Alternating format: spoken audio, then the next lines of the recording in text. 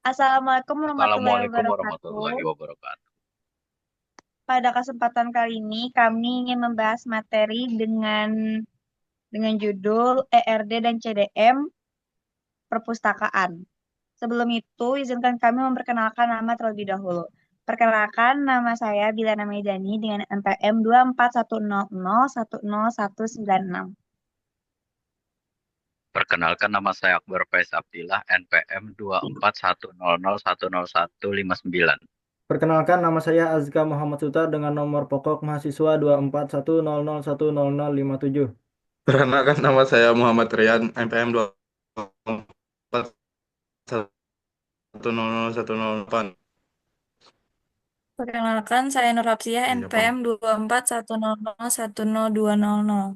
Definisi perpustakaan. Perpustakaan adalah koleksi buku atau majalah atau perpustakaan lainnya. Perpus dapat juga diartikan sebagai kumpulan informasi yang ilmu pengetahuan hiburan kreatif yang merupakan juga kebutuhan.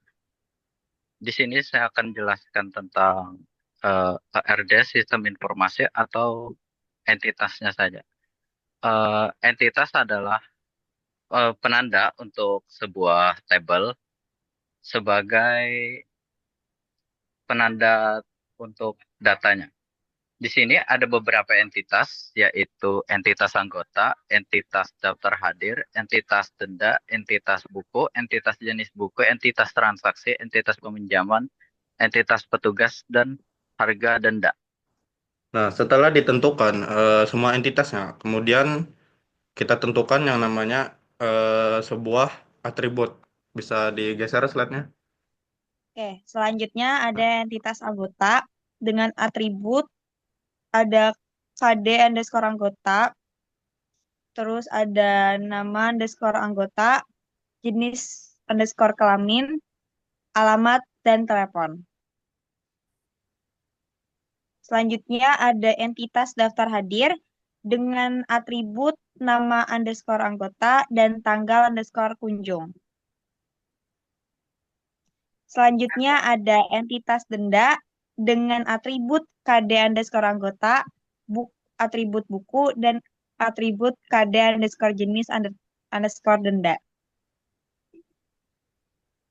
Selanjutnya ada jenis denda dengan atribut KD underscore jenis underscore denda, dengan atribut terlambat, atribut buku underscore rusak atau hilang, atribut harga underscore denda. Selanjutnya, ada entitas buku. Atributnya kode buku, kategori, judul buku, penulis, penerbit, harga buku, asal buku, tempat buku. Terus ada atribut transaksi. Entitasnya ada kode transaksi, kode jenis denda, tanggal beli buku, kode buku, besar transaksi, sama nama petugas. Terus lanjut ke entitas peminjaman. Itu ada atribut nama anggota, tanggal pinjam, tanggal kembali, judul buku. Oke, selanjutnya ada entitas petugas dengan atribut kode petugas sebagai primary key, lalu ada nama petugas, Jangan pas, Cok. alamat, telepon, dan juga jadwal. Lanjut, ada entitas harga denda, yaitu di sini ada atribut untuk menentukan harga dendanya, yaitu Rp500 dikali jumlah hari terlambat dan 65% dari harga buku atau 65/100 dikali harga buku. Oke, di sini adalah perpustakaan di suatu sekolah. Ada entitas peminjaman, anggota, daftar hadir, jenis denda, harga denda, transaksi, denda, buku, dan petugas. Anggota memiliki relasi kepeminjaman yaitu Lihat, melakukan peminjaman. Serta buku memiliki relasi kepeminjaman atau transaksi dengan meminjam atau membeli. Dan juga petugas memiliki relasi ke transaksi yaitu dilayani. Transaksi juga punya relasi yaitu ke denda dengan melakukan ketegasan untuk nyuruh anggota untuk membayar denda. Dan daftar hadir memiliki relasi ke anggota untuk mengisi daftar hadir. Denda juga memiliki relasi ke anggota dengan membayar.